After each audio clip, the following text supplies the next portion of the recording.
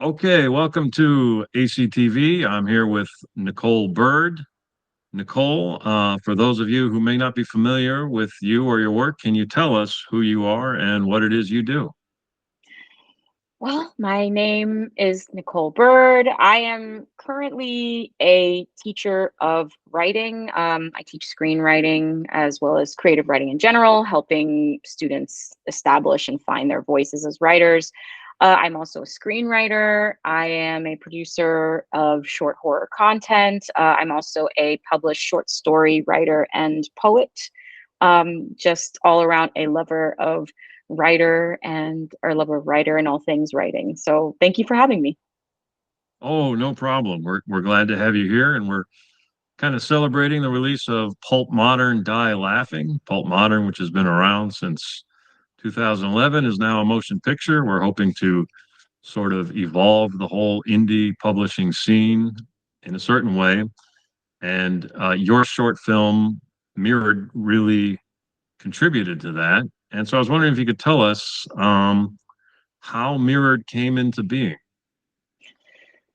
Well, Mirrored came into being basically over discussions with my creative partner on the film, Ryan Shovey. He had this idea of a mirror that comes to life and shows a demonic side to the person in the reflection, and then we just sort of spitballed from there. I was really interested at the time in kind of the shadow work, just working with the shadow of the individual, and every individual has a shadow within them. And so, how would that manifest in the reflection? That a mirror is kind of a really creepy thing inherently. We have to look at ourselves, and it can either go the route of narcissism, where we fall in love with ourselves, which is dark in itself, or it can go the route of we see the darkness within ourselves and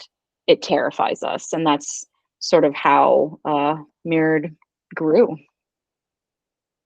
When you talk about the shadow self, are you referring to Carl Jung? Yes, yes, yeah. Just sort of that integration of the shadow is the ultimate goal. But I mean, how often do we really do that? Would there be any horror movies or horror stories if we all integrated our shadow? I'm not sure about that. Do so you've got me curious now whenever someone brings up Jung and the shadow self. We often hear people suggest that Jung's psychology is superior to Freud's psychology. But would you maybe agree to some extent that the shadow is pretty much the same thing as the unconscious? Or do you think there's a difference there?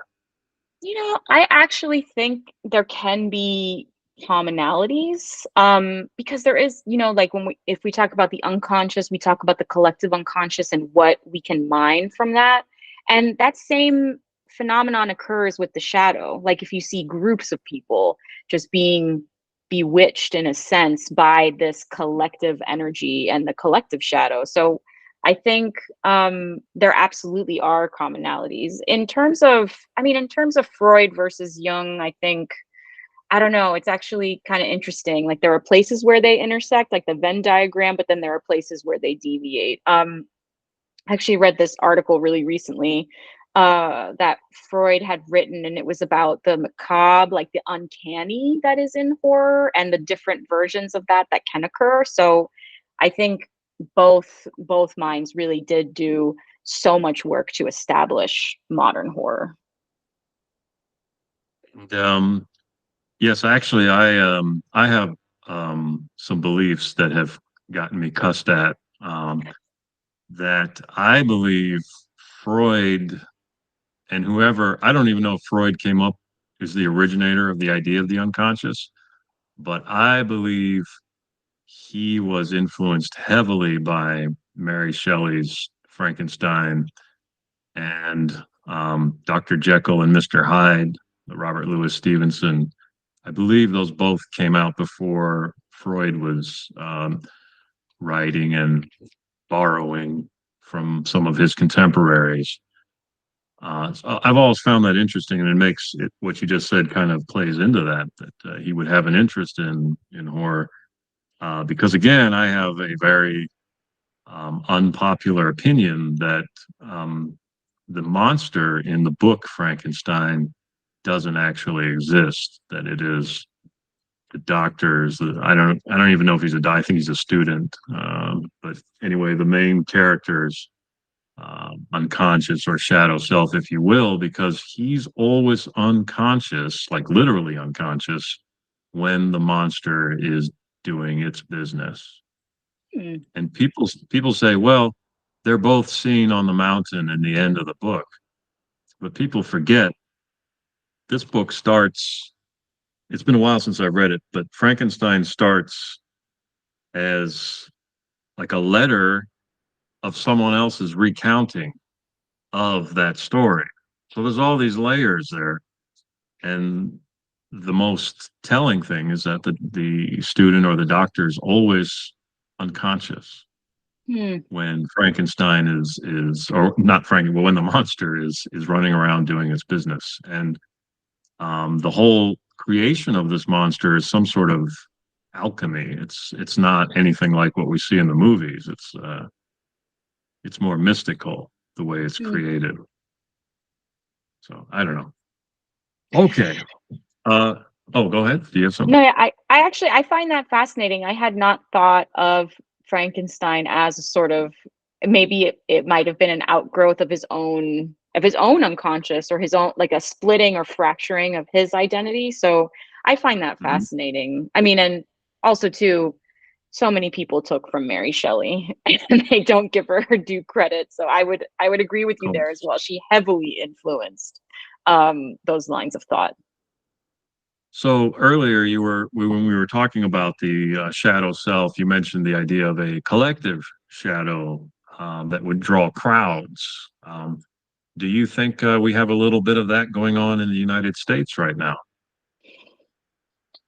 Uh, yeah, I think we can absolutely Absolutely see see. the collective shadow maybe activating. I think social media can be an example of that. Just if you look at comments sections and the vitriol that just goes and back and forth like a ping pong ball very freely, it's kind of alarming. And all I can think really is like, well, there is this collective energy, this collective shadow energy that, whether we know it or not, we are permeable to it. I mean, we're kind of like sponges, human beings, and our minds. There's so much about the mind that we do not know, and the content we consume and what we read, the words, what we hear, everything. We're absolutely susceptible to that. It's an unfortunate place where the American political climate is right now. Do you think that social media is drawing out more of individual shadow cells? Uh, in other words, it's allowing people to bring out the darker aspects of their personalities without fear of repercussion. Because I would it's, agree. Yeah. Oh, go ahead. I was just gonna say, because it's you're behind a screen, you're behind a keyboard. It's, the things that people say on Twitter oftentimes I think in real life would lead to a lot of broken teeth, but because everyone is safe, in their proverbial mommy's basement, they feel like they can get away with more. Yeah, I would agree with that. I would agree that there's a sense, it's like the metaphor behind that series Black Mirror. Like that is what we are looking at. We're looking at a black mirror that unfortunately it does not reflect ourselves, because if we look at the short film Mirrored, the essence of that film is almost reckoning with what we see in the mirror, but in a sense of, it's a horror film, so there is some distance from that intellectualization of it. But with social media, it's like, it is a mirror, but we don't see ourselves. We see everything that ever existed, from how to make a perfect sandwich to what horrors and atrocities are happening halfway around the world, or completely around, who knows. So there is a sense of distance from all of that. We become desensitized to it. And so then when we no longer have that empathy, what happens? It's definitely something that should be made into a horror story of some kind, whether visual or literary. Well, it's good that you brought us back to Mirrored. So you adapted your screenplay into a short story for the accompanying issue of Pulp Modern that goes with the movie. And I wondered if you could talk to us about that process of turning your screenplay into a short story, which is often the reverse direction that such things go.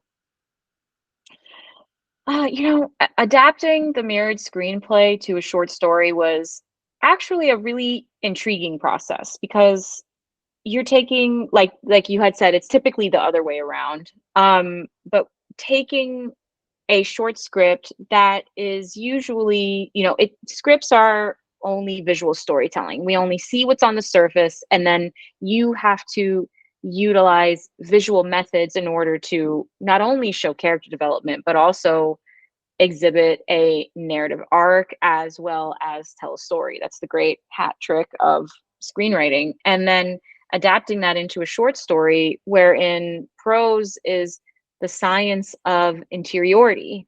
We are privy to internal thoughts, we're privy to the internal world of the character, and then how does that translate to the page? I think your editing guidance was invaluable during that process, because I kind of put everything on the page. I said, okay, let me put this in Dylan's interior life as well as what is occurring.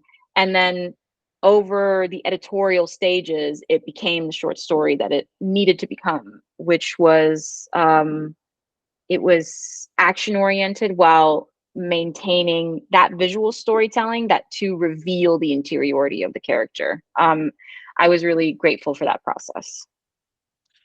Oh, I'm glad to hear you say that. As you know, I discovered after the first round of suggestions I sent you that you teach creative writing. So I was horrified. I thought, oh, why am I telling a creative writing teacher how to write her story? But I No way, did. writers always need editors. So no matter what they do for a living. I like that you really gave us. We were able to get a lot more backstory on that character, because in the film, I don't want to give too much away, but the heart of his problem is seen in just kind of a flash, which is the relationship with the woman that went sour. And we get a lot more of that in the short story. So was that something you consciously thought of ahead of time, or as you were writing it, you just realized, oh, I can flesh this out more, and you know what I'm saying? Like, was it spontaneous, or did you sit down and meticulously plan this? Was this something you wanted to show in the movie, but because the nature of the medium, you were limited that way? Yeah, in writing the script, I can safely say Ryan and I were obsessed with Mirrored for a great deal of time. It was a pretty glorious time in our lives, because it was just over a year of us really digging into the story, not just on a script level, but when it came time, it was time for the pre-production. And the pre-production was hearty and robust. And throughout the pre-production, we were still working on the story, because there was a lot to be mined there. And with, you know, Ryan's shot selection dovetailing into the visual storytelling, and even post production, we spent a great deal of time developing it. And then also too, the lead actor, Aaron J. Rome, and then who played Dylan's ex-girlfriend in the film, Ashley Lenz. They were really great as well. They helped in the development. That entire scene in which we see it in the mirror and Dylan has to reckon with it, that was completely improvised on their end.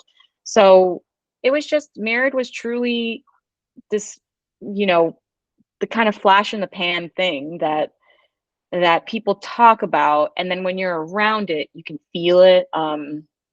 Like when you know love is real, like when human beings know love is real, or when death is around, it's sort of evolutionary, like it's primordial. You sort of know when everything is coming together, and that's what Mirrored was. It was something that we really developed, and then it was fun to take it to a short story place because I said, wow, okay, I could kind of run off into a meadow, you know, like that dream of a writer, like, yay, I can skip it into the sunset and really, really flesh this out and give Dylan more pathos that you know, tonally it wasn't the tone that we were going for in the short film, but the short story, it lent itself to a more interior world and being with Dylan and sitting with him in his experience of having failed in his relationship, but having to reckon with his own demonic shadow in the mirror. Uh, Now you did something in the story where we really get into his mind, and I'm just curious because I often hear this criticism of male writers trying to write female characters, and you always hear, "Oh, men can't write women." Do you ever feel the opposite could be true that um, oh, women can't really write male characters? I mean, I don't believe it. Trust me, I don't.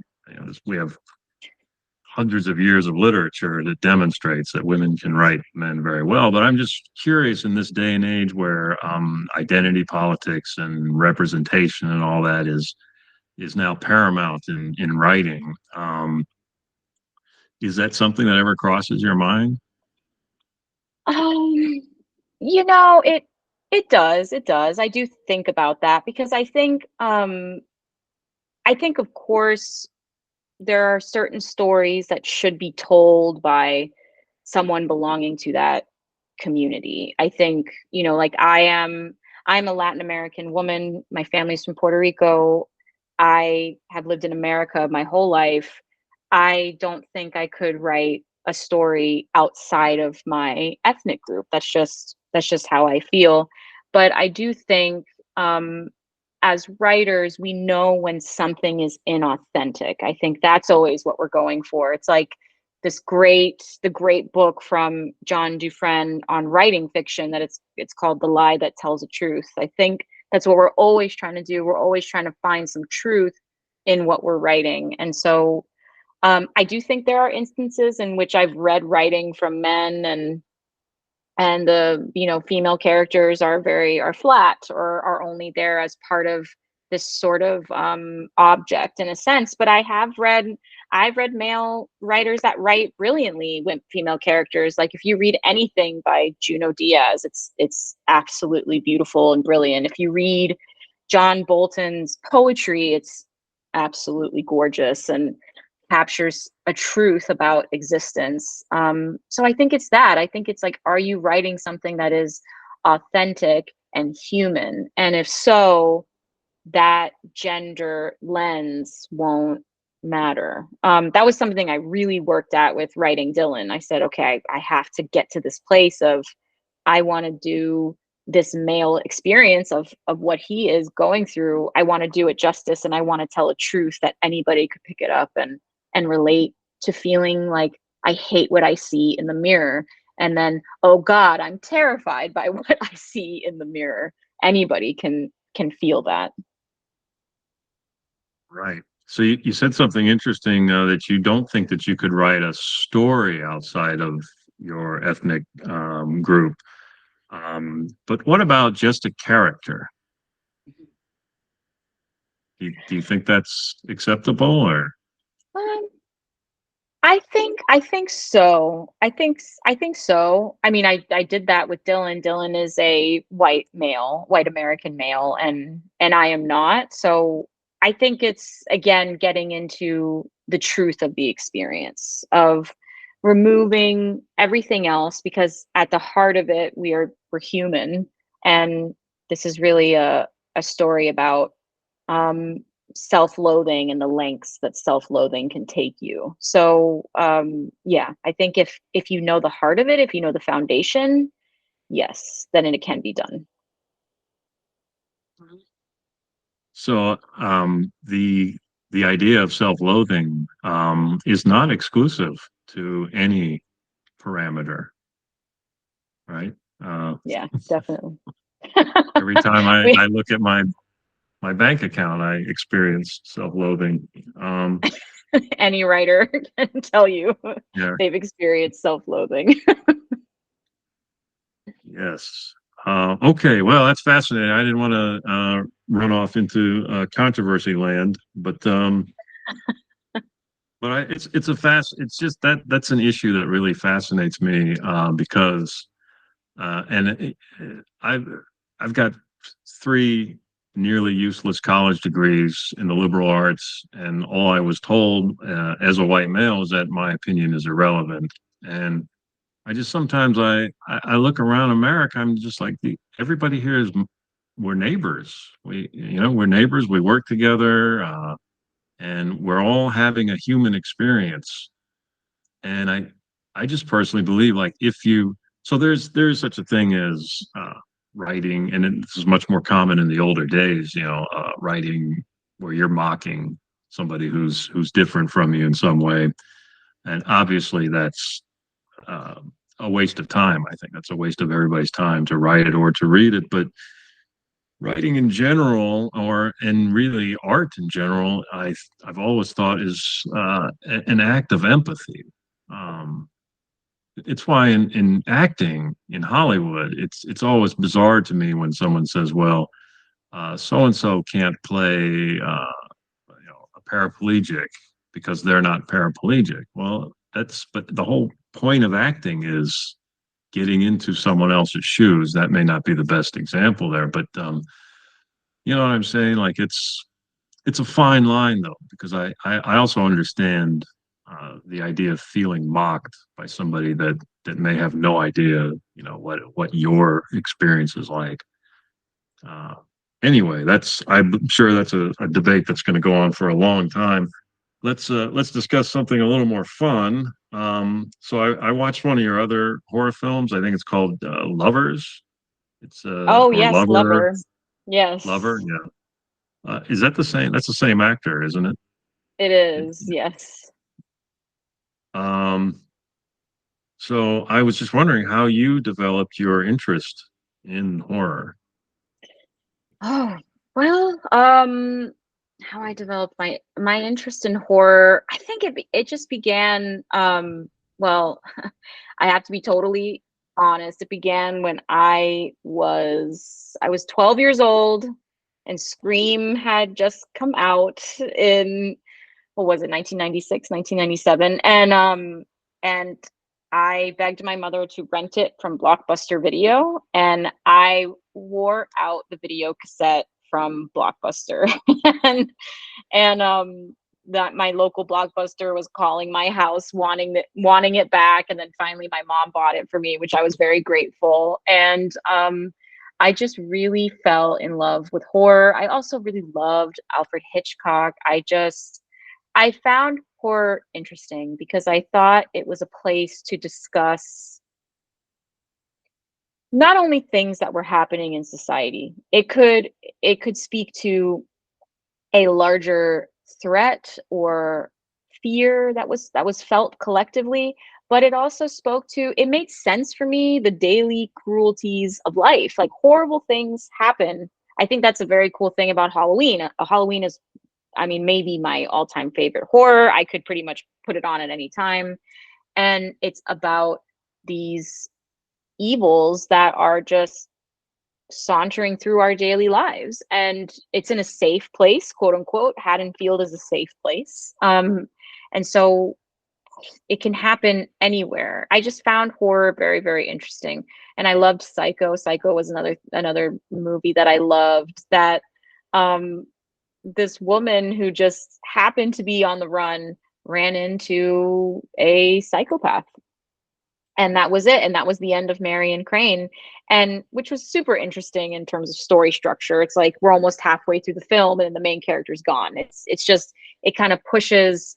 I think that's the thing about horror. It pushes what we can do with a story, which was what Psycho did, which was what Halloween did, which was what Scream did, and then as you can see, slashers are my favorite. there's a there's a running theme. It also speaks to a larger societal fear. And the third thing that I really love about horror and how I got interested in it is that it's global. People find things scary, no matter if you're in, you know, Morocco or Colorado or Canada. It's like everyone can find something lurking in the dark scary. So it crosses those barriers as well, like those differences between us. Like comedy is a harder sell. Comedy will fit into certain markets, certain cultures will find certain things funny, whereas other cultures won't. Horror bridges those gaps. So I just find it really interesting. I don't know. I still do. I still find horror interesting. It never ceases to be. Um, so we share a I think a love of the slasher film. So I have to ask you, what are if you were asked for say a top three slashers, what would make that list? I mean, I think I've named them: Psycho, Halloween, and Scream. Those are the top three that I could watch at any time. I'm also a fan of the derivatives of them. I mean, I was happy with Halloween 2. I thought Halloween 2 was really good. Even the new Halloween trilogy, like Halloween Ends, I very much enjoyed. I mean, or Scream. I love all the Screams. Um, I'm a pretty loyal fan in that sense. Like if it's happening, I'm just happy to be watching another Halloween movie. Halloween Ends, as you may know, was a little bit controversial. Um, because of the internet and social media, we get to hear everybody's opinion. And as with a lot of things these days, Halloween Ends seem to really polarize the audience. So I'm of the belief that I thought that it probably was the best of the latest trilogy or whatever you want to call it. It was the most interesting. It did something interesting with the whole formula. Um, what did you think though of the those who people were vehemently against that movie? They I saw people writing that the movie should be treated the way Michael Myers is treated in the end of the movie, where he's you know um, Pulverized. you know is this another case? I guess what I'm really getting at here is this another case of as within Halloween 3 season of the witch. um, there are Halloween fans who think this movie has got to be about the guy in the mask stalking girls, or not girls but teenagers, or it's not a Halloween movie. Hmm. um, and as we know, we lost. um, I guess we're just veering into Halloween 3, which I forewarned you we would do that. Um, I'm excited about it. um, Halloween 3 is so weird because I'm a little bit older than you, and I saw it on HBO at a sleepover with a bunch of people back when it was relatively new. And as a kid, I was like in the fifth grade, and as a kid, we were just like, "Oh, that's interesting." Right? It wasn't more of Michael Myers, and that's okay. It was interesting, but the general opinion back then was this is not a Halloween movie. And the result is, as you know, we lost the opportunity to have a different Halloween movie every year. This is now there's tragedy, there's real tragedy in the world, but in movie tragedies, I consider this one of the biggest tragedies. Did Yes. can you do you like any of the like Halloween 4, any of the stuff that came after that initial wave of Halloween movies? I I know mean, you like Halloween 3. yeah, Halloween 3. I think is really brilliant. I mean, Halloween 2 I wasn't mad at because I find a horror movie set in a hospital to be fascinating because hospitals are very scary. You've got a great set piece there immediately. Halloween 4, 5, I wasn't a fan of, but even though it kind of, you can see where they got the idea for Halloween Ends from Halloween 5, because that's when, well, Halloween 4 is when Michael Myers' spirit goes into the little girl, right? Or is that 5? I think 4, it Well, happens at the end of 4, and then 5, we see it manifesting. But it's so funny. I went through a period of kind of being obsessed a little bit with H2O with Halloween 20 years later, but I realized that many years later it's because they used part of the score from Scream to score Halloween 20 years later. So I'm like, oh, well, this is same but different. So I mean that explains why. But then Halloween, the one after that, where it's like she didn't decapitate Michael Myers, it was someone else. That was terrible. And then I liked Halloween, the 2018 one, because I thought it was so very elegantly done in terms of the cinematography and the writing. And then Halloween Ends, the second one I didn't totally enjoy. But that was an example of the collective shadow, that second one. Um, but Halloween Ends I enjoy because it harkened back to Halloween 3. That was the original intent for Halloween, was that we would have a new Halloween story every time.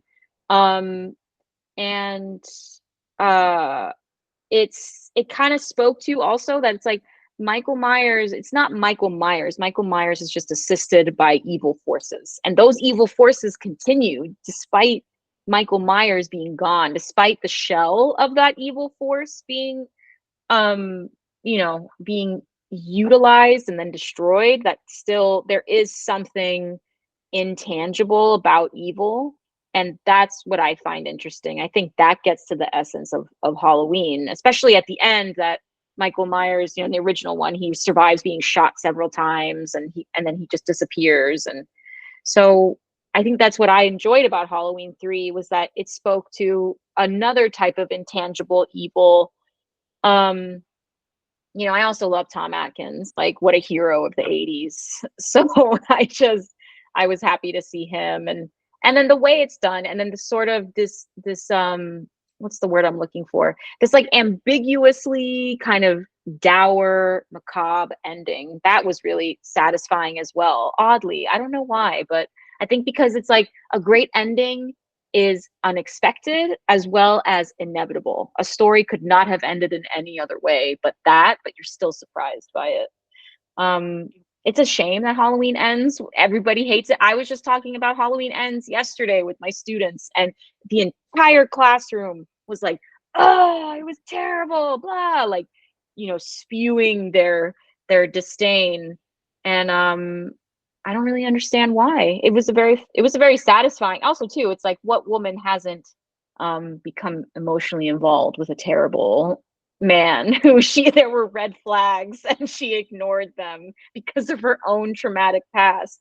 I can't think of anything more relatable. So I think it's a shame, but I do wonder if that was a story for another generation. I mean, I think in terms of what the audience expects and wants for story and horror, it has changed just as the world has changed. That's the thing about horror, it evolves and it moves um with the evolution of the times. And that's the thing about it, is that story is holistic. We move with story, and then story moves as well. The needle moves. yeah, I wonder though. I think a lot of very important horror films along the way have actually moved everything for us. I think Psycho moved things forward. I think Black Christmas, the original Black Christmas, and Texas Chainsaw Massacre both came out in '74, which was a phenomenal year for horror. That's also the year. Have you ever seen Deranged? The movie Deranged? Never. Oh, that's I strongly recommend that. That's possibly the most accurate depiction of Ed Gein, just kind of spiritually accurate. It's a fictitious take on it, and it's a Canadian film. Again, the Canadians, the low budget Canadian horror from that era is always really fascinating, and um, it's a little bit of a disgusting movie. It has one of the most unnerving scenes you'll ever see in a movie. I'm not going to give it away, but one of the more interesting things is there's this kind of Rod Serling kind of narrator that in the throughout the first part of the movie he just steps out, like the camera will go over here and then he'll be standing there like a reporter and he'll say, and he'll kind of narrate the story where it's going. But then when things get really serious, he just disappears. You don't see him again. It's really, and it's got a church organ soundtrack because it's a small town. It's supposed to be a small Midwestern town, and I just think it's fantastic. But anyway, that's a very obscure kind of movie. Hopefully, it gets more attention. And this is kind of what I was getting at is that some movies, some horror movies, especially, take a while. You're right. Like Halloween ends in another generation or so. It'll be like Halloween 3. The next generation will see it and they'll realize here's this movie in the sea of remakes and rehashes and just the same old crap being recycled again and again. Here's this movie that tried to do something different, and I think that they'll really appreciate it. So it's Nietzsche once wrote, "Only the day after tomorrow belongs to me," and I think that that applies to Halloween Ends. Oh, that's a great one. Okay, well, we got to wrap up here, but before we go, can you tell us what we can expect from you in the near future in terms of your work? Well, I actually you can read my poetry. It's published in a number of literary magazines. I've gratefully gotten a lot of publications this year. Um, you can find it in you can check out my website, NicoleBirdTheWriter.com, and you'll see all of my listings of publications and where you can read my work. I've also got a poetry collection coming out shortly. It's titled Baptized by Earthquake, Poems About Hollywood. So just a lot of poetry about my time in Hollywood, about story. And I'm also working on a magical realism novel right now, sort of in the vein of like 100 Years of Solitude, multi-generational Latino family narrative. So just writing, teaching, writing, and watching. Okay, well, it was very good to talk to you today, and hopefully we could talk again in the future. I hope so. This was wonderful. Thank you for having me.